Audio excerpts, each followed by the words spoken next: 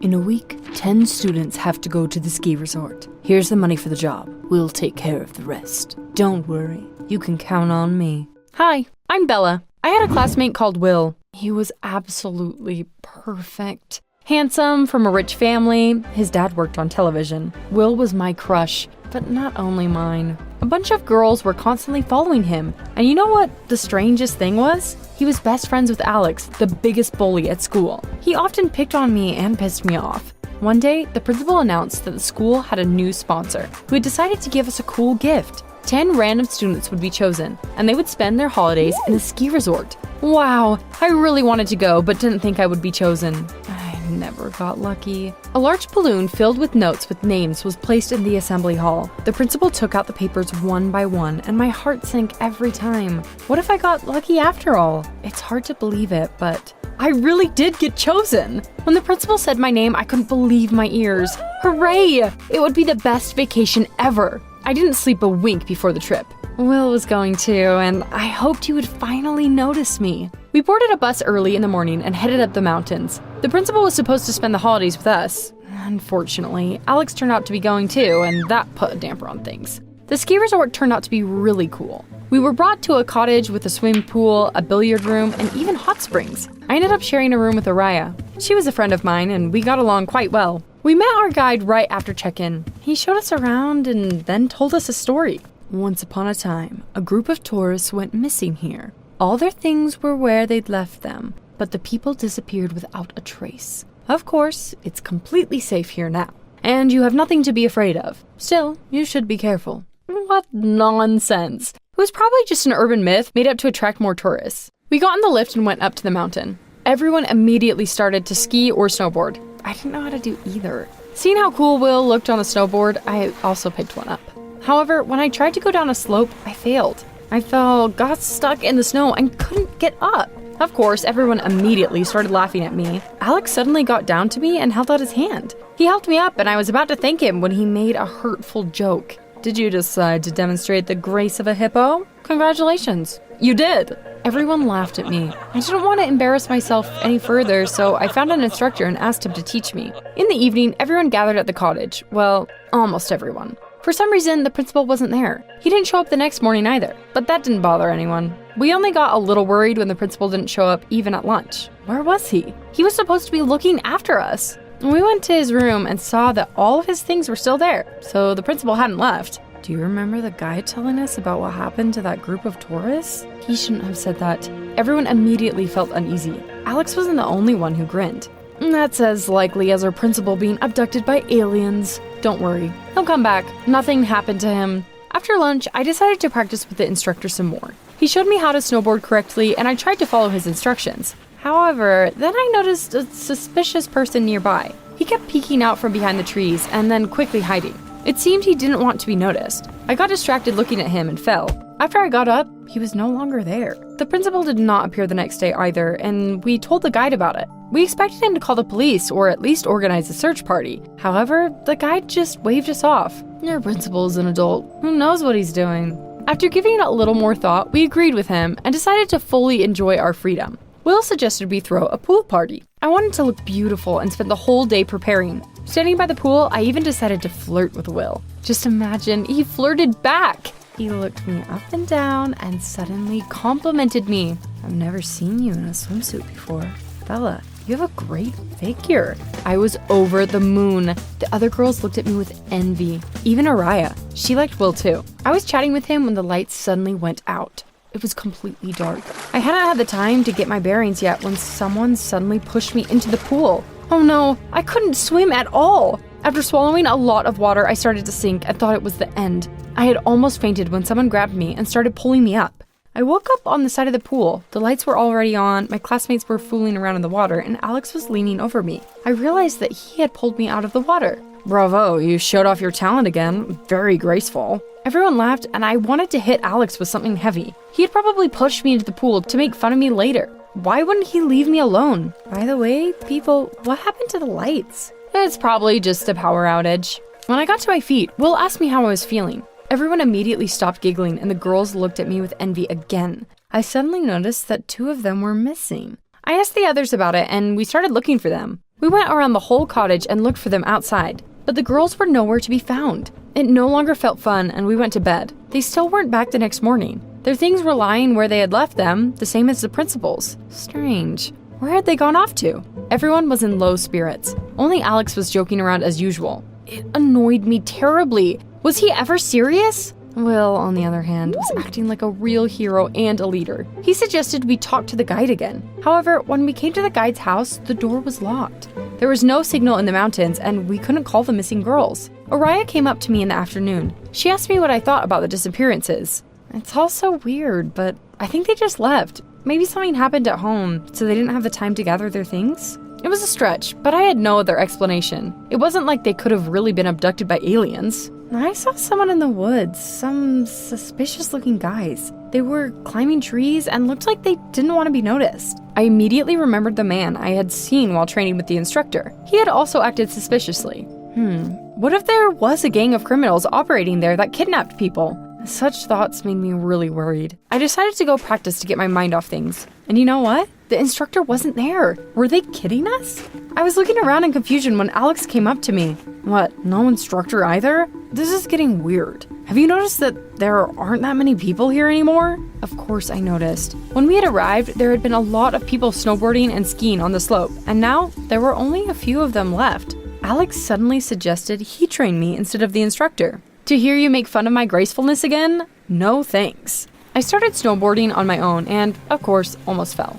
Alex quickly caught up to me, but this time he didn't laugh. He showed me a couple of techniques and I felt more confident. Alex couldn't be helping me out of the goodness of his heart. There had to be some kind of catch. Why are you being so kind? Maybe I just like you.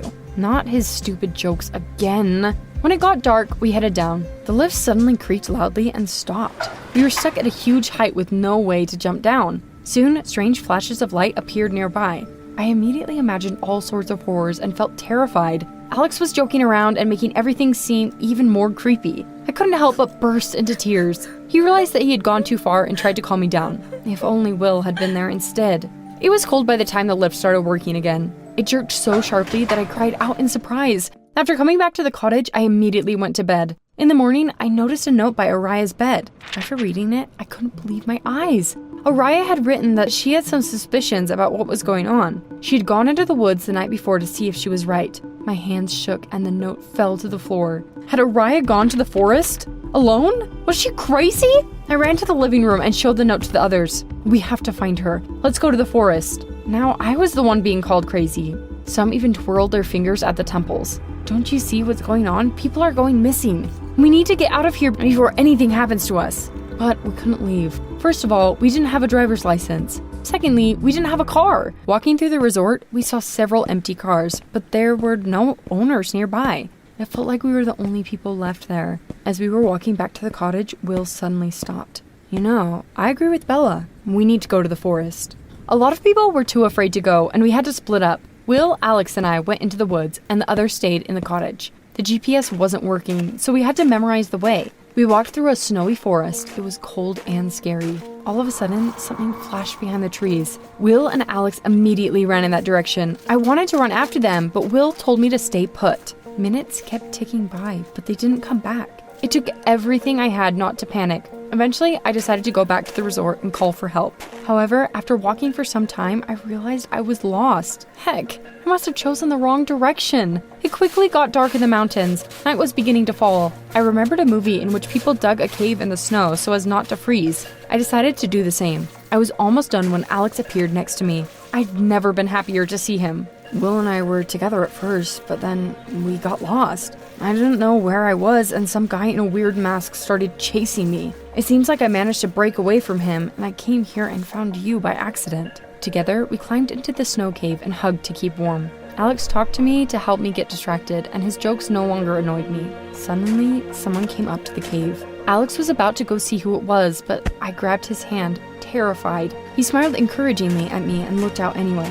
It was Will! He said he hadn't found anyone and had come back to the place where we had got separated, but there had been no one there. After that, he wandered through the forest until he came across our cave. Luckily, Will remembered the way back, and we decided to go back to the cottage. On the way there, Will praised my courage. You did well. You didn't get lost. And you also dug a cave in the snow. I wouldn't have thought of that. I felt very flattered by his words. When we got back to the cottage, there was no one there. No one at all. Can you imagine? They were all gone. The three of us were the only ones left. I almost grew hysterical, but then I reminded myself once again that I needed to hold on. We sat in the living room and tried to think of what to do. All of a sudden, the lights went out again. We heard footsteps by the door, and then someone walked into the living room. Alex grabbed my arm and dragged me into the next room. Will ran after us but fell behind. I felt for the switch on the wall and turned on the light in the room. Alex and I turned around and saw a guy in a scary mask. He quickly cornered us. We had nowhere to run. Now, we were definitely done for. Alex stood in front of me and prepared to fight. But then, Will crept up to the guy and pulled off his mask. To say that Alex and I were stunned would be to say nothing.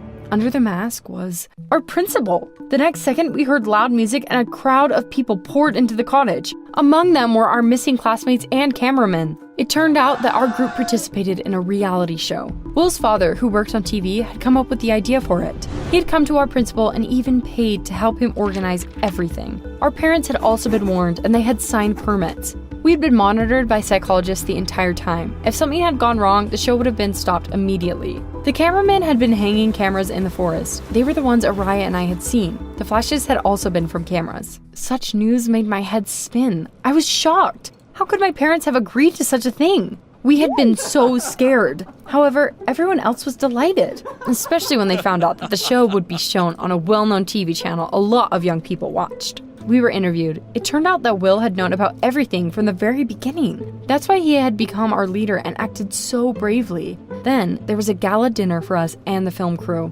Will's father answered our questions. We left those who were more interesting to watch until the final. At first, we planned to leave only Will and Alex, but Bella proved herself well. Araya also turned out to be brave, but she quickly figured out what was going on and found cameras in the forest. So we had to take her out of the game. After dinner, I asked him another question. I wanted to know who had pushed me into the pool at the party. I was shown a recording from a night vision camera and I saw that the one who pushed me into the water had been Araya, the one person I hadn't suspected.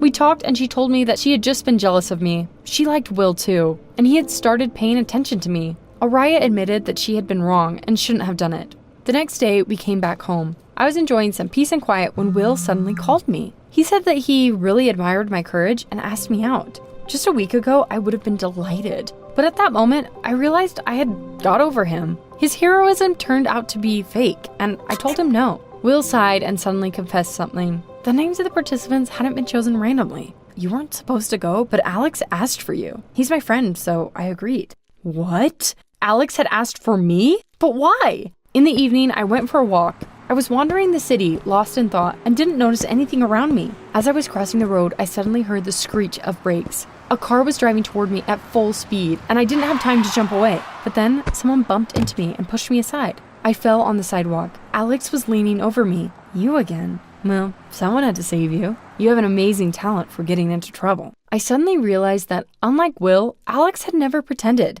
He really had acted like a hero. He suddenly leaned in and kissed me. Actually, I wasn't joking in the mountains. I've liked you for a long time.